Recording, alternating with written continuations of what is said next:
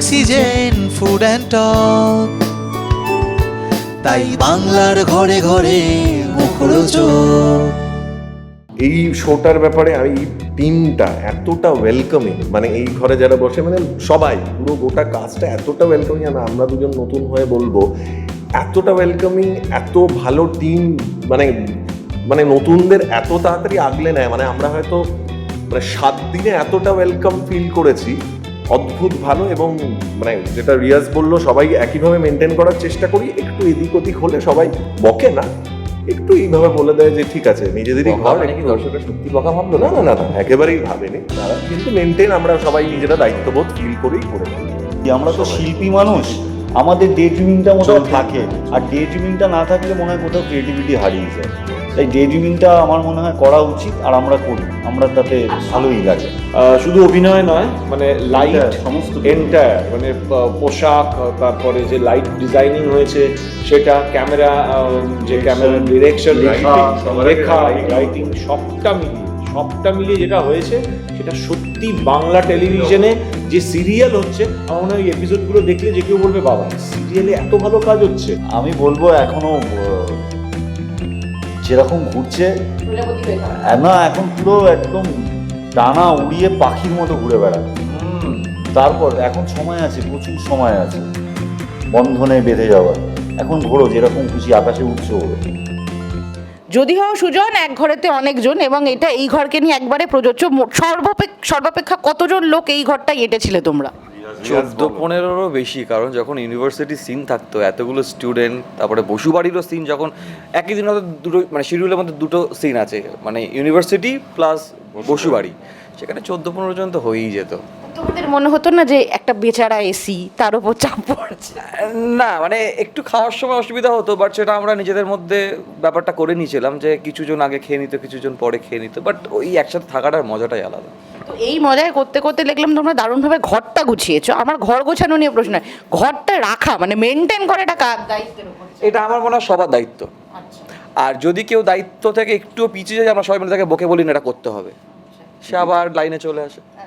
এই বকাবকির দলে প্রথম যে সদস্য নতুন যার এন্ট্রি হয়েছে, তার থেকে শুনি তো সে বকা খেয়েছে, নাকি সে এসেই বুঝতে পেরেছিল বাবা মেম্বাররা এরকম, আমাকেও কিন্তু শার্প হতে হবে? আমি বলবো না, আমি শুরু করি, পরে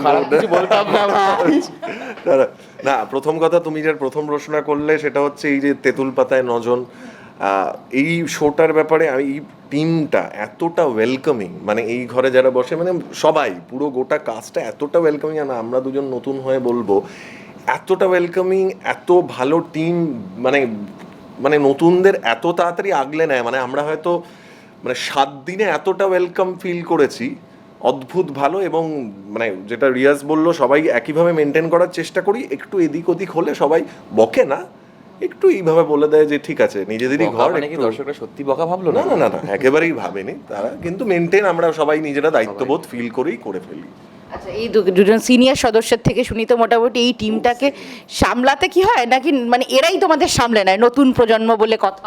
না না, সবাই সবাইকে সামলাই, মাঝে মাঝে তো আমাদের এরা সামলে নেয়, আমাকে এরা সামলাতে হয়। আমার যেটা মনে হয় সেটা হচ্ছে যে ওরা তো অনেক পরে এসেছে, রিয়াজ আর আমাদের যে রায়ান, মানে আমাদের উদয়, ওরা এতটা ভালো ছেলে, মানে সত্যি কথা বলতে গিয়ে আমি অন্যান্য অনেক সময় প্রজেক্টে গিয়ে দেখেছি, যখন কেউ নতুন সদস্য আসে না, তাকে একটু মেনে নিতে অসুবিধা হয়, তাকে নানান রকম করে মানে র্যাগ করা হয়, নানান রকম অনেকভাবে কিছু হয় যে এই ঘরে কেন বসছে, আমাদের এই ঘরটা ছোট, একটা ঘর দিতে বলো, প্রোডাকশন ম্যানেজারকে এই বলো, ওই বলো, সেই বলো। সেটা সত্যি কথা বলতে ওদের নেই, ওরা কষ্ট হয়তো হয়, একটুখানি কিছু বলে, কিন্তু ঠিক আছে রুম নেই, একটু মানিয়ে নিই, একটু কষ্ট করে নিই, একটু গুছিয়ে নিই। ওরা দুজন এরকমই, সেই জন্যই ওরা দুজন যখন এসছে, ওরা না ফিলই করতে পারেনি যে এটা আমরা নতুন এসছি, মনে হচ্ছে আমাদের এখন সত্যি মনে হচ্ছে যে ওরা আমাদের প্রথম থেকেই রয়েছে।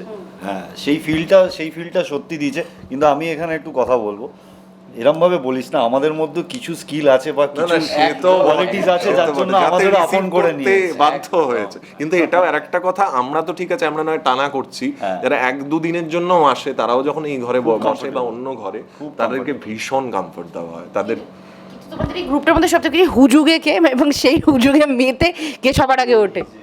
কি কি কি কি কি একটা উদাহরণ দাও, কি জন্য? হঠাৎ করে এসে বলবে, ইন্দ্রদা আমাদের এখন দুটো সিনের গ্যাপ আছে। আমি প্রথম বুঝতাম না, আলাম বাহ বাহ ভালো।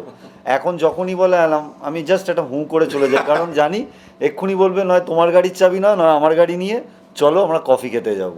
তখন হয়তো আমার তখন মনে হচ্ছে একটু ঘুমিয়ে থাকি, একটু শুয়ে থাকি, একটু জাস্ট আলসেমি করি, ও তখনই টেনে নিয়ে বেরোবে এবং ওরা বেরিয়ে যায়। আসলে কি বলুন তো, মানে আমরা এই 24 ঘন্টার মধ্যে 14 ঘন্টা তো এখানেই কেটে যায়, মানে এটা লুপে আটকে গেছে, এর বাইরে আমাদের কোনো জীবন নেই আর। আর আমি বিশেষ করে কলকাতায় একা থাকি, ফ্যামিলি কেউ পাই না, তো এটাই আমাদের ফ্যামিলি। তো শুধু কাজ আর এই 4টে দেওয়ালের মধ্যে মেকআপ নিয়ে বসে থাকতে ভালো লাগে না, মনে হয় যেন একটু কিছু প্রোডাক্টিভ করে আসি, বাড়ি থেকে একটু ফ্রেশ হাওয়া, একটু কি হচ্ছে কলকাতার বুকে একটু দেখে আসি, ভাল লাগে একটু। আমাদের সঙ্গে হ্যাঁ চল, যখনই বলবো চল রিয়াজ চল, কিন্তু ইন্দ্রদাটা মাঝে মাঝে একটু অনেস্টলি স্পিকিং আমি দুবার গেছি, সত্যি ভালো লাগে। একবার বেরিয়ে যেতে হবে, ওই তখন কুড়েমিটা করলে হবে না যে এখন বেরোবো না, একবার বেরিয়ে গেলে তখন ভালোই লাগে। আর তুমি বলো না, আমি একটা জিনিস ওর সম্বন্ধে বলতে হ্যাঁ, চাই। ওই যে 8 নম্বর ঘরে বলো, ওটাই তো বলতে যাচ্ছিলাম। বলতেই হবে এই বাবু প্রথমে আমাদের ঘরে বসতো, ঠিক আছে, বসতো রেগুলার বসতো, বোধহয় মাসখানেক মতো বসলো, তারপরে হাফ হলো জিনিসটা, ওখানে বসতো, এখানে 15 দিন ওখানে ব্যাগটা রাখতাম, তারপর হ্যাঁ ব্যাগ রাখতো, এখানে আসতো।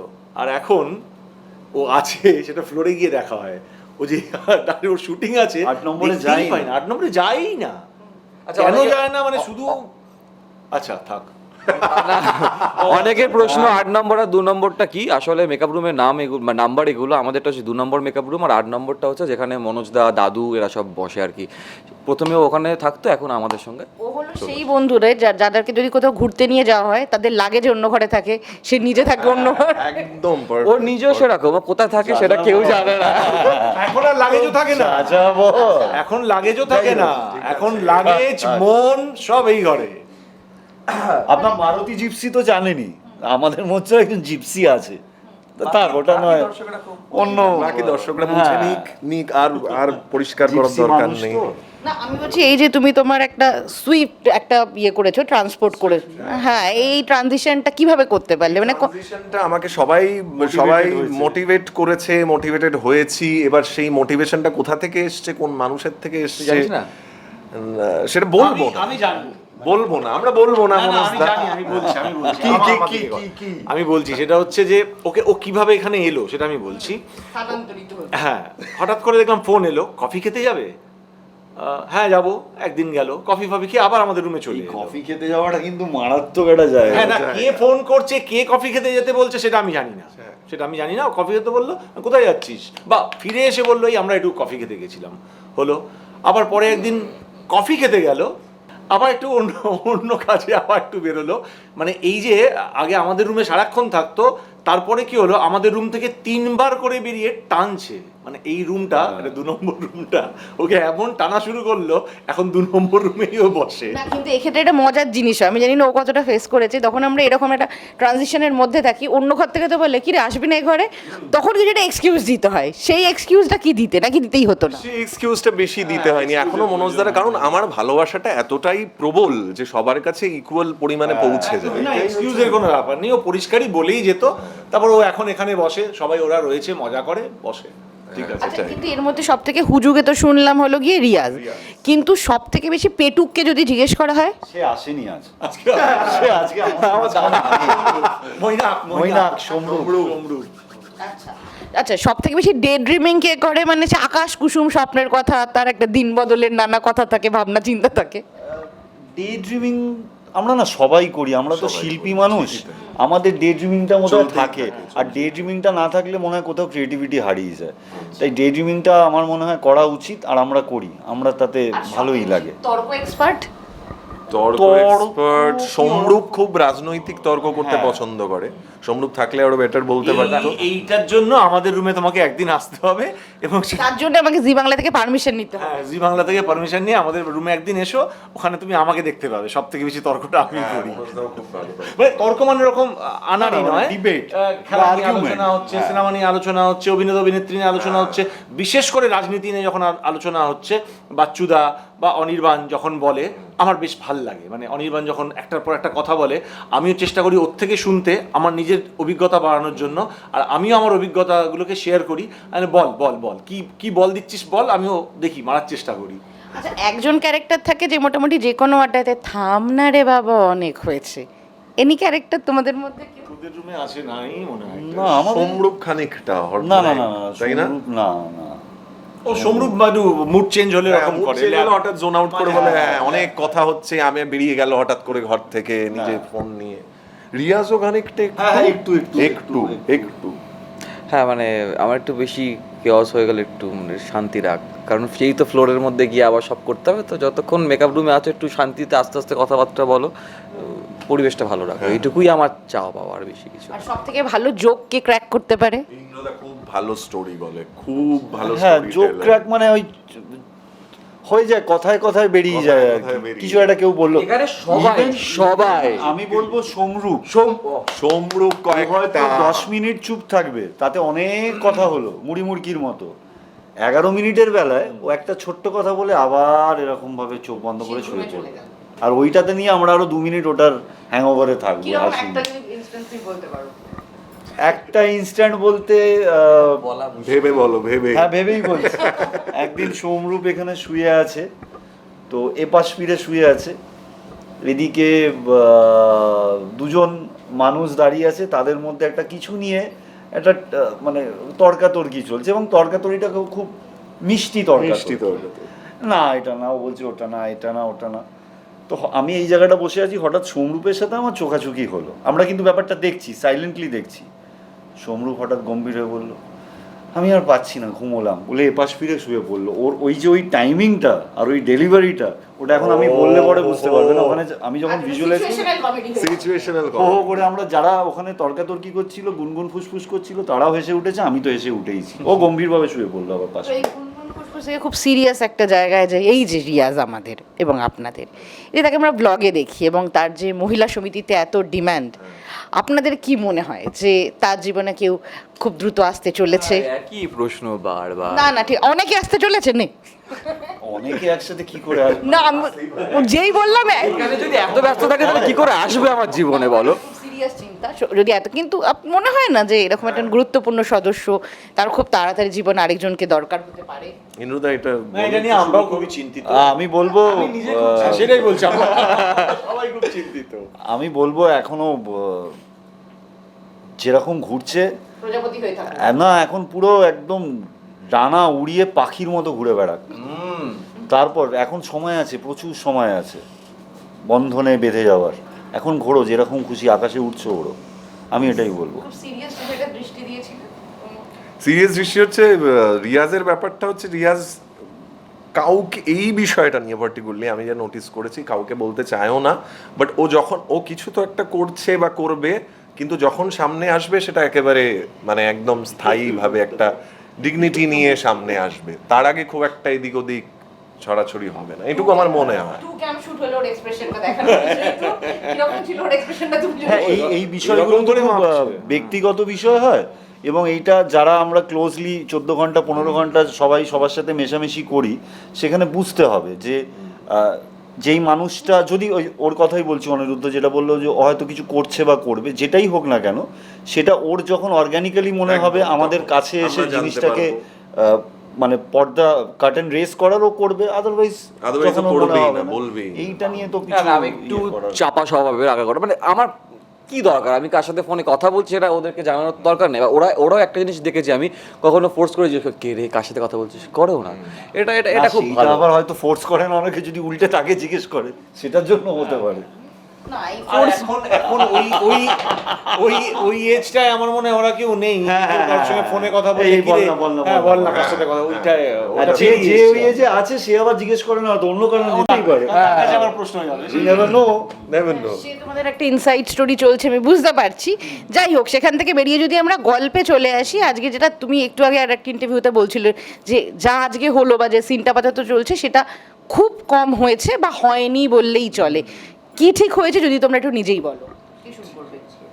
আমি শুধু বলতে চাই, শুধু অভিনয় নয়, শুধু অভিনয় নয়, মানে লাইট Entire, সমস্ত কিছু। এন্টায়ার, মানে পোশাক, তারপরে যে লাইট ডিজাইনিং হয়েছে সেটা, ক্যামেরা, যে Direction, ক্যামেরার ডিরেকশন, লেখা, লেখা, writing, রাইটিং, সবটা মিলিয়ে যেটা হয়েছে সেটা সত্যি বাংলা টেলিভিশনে যে সিরিয়াল হচ্ছে, আমার মনে হয় এই এপিসোডগুলো দেখলে যে কেউ বলবে বাবা সিরিয়ালে এত ভালো কাজ হচ্ছে, এটা বলতে আমরা তো পারবো। গল্প নিয়ে এই মুহূর্তে কিছু বেশি বলতে পারবো না, যেটুকু বলতে পারি যে লেখনী, মানে তার সাথে তো স্ক্রিপ্ট দুটোই কানেক্টেড, যেটা মনোজদা বললো, আলোকসজ্জা, পোশাক। মঞ্চসজ্জা, পোশাক, পারফরমেন্স, নির্দেশনা, এই সবকটার একটা একসাথে বাংলা সিরিয়ালে নতুন রূপ দেখতে পাবে। মিনওয়াইল যে এসেছে এবং যাকে তোমরা ফার্স্ট এপ্রিলে দারুণভাবে তোমরা সুন্দর একটা ট্রিটমেন্ট দিয়েছিলে তুমি এবং রায়ান দুজনে মিলে, যেহেতু এটা আমার মানে তোমাদের এখানে আসা আমার দ্বিতীয়বারের জন্য এবং কোনোবারই আড্ডাটা হয়নি, তো ওই প্রথমবারে দেখছিলাম ফার্স্ট এপ্রিলে তোমার সঙ্গে দারুণ একটা ট্রিটমেন্ট করেছিল ওরা, এবং সেখান থেকে এতগুলো দিন পার হয়ে গেল।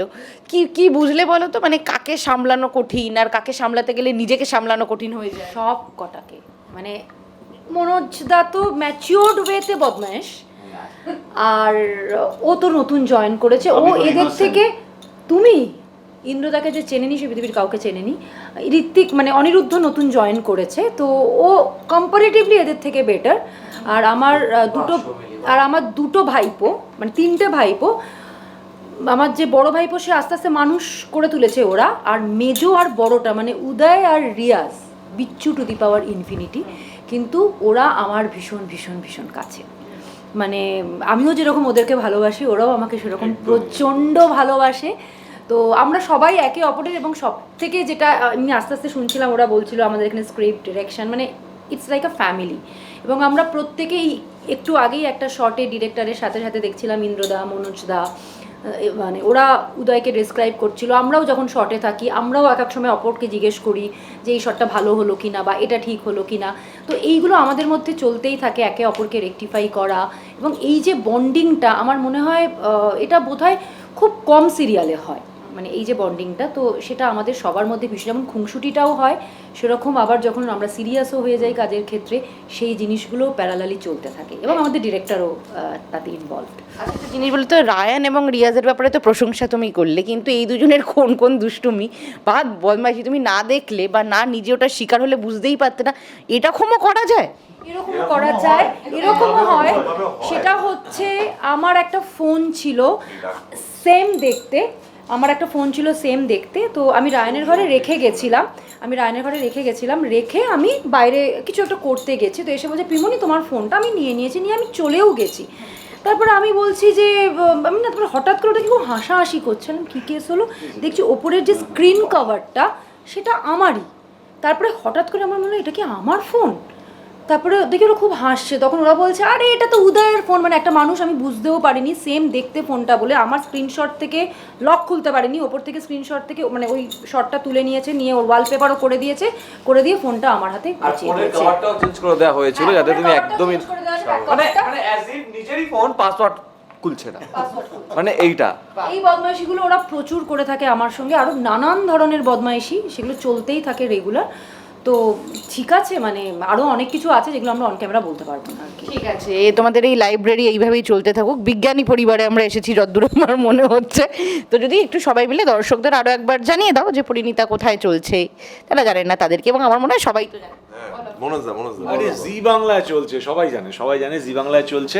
পরিণীতা দেখতে থাকুন, বাকিটা বলে দাও। ঠিক সন্ধ্যে 8টায় প্রত্যেক দিন। Hip hip hooray, hip hip hooray, hip hip hurray.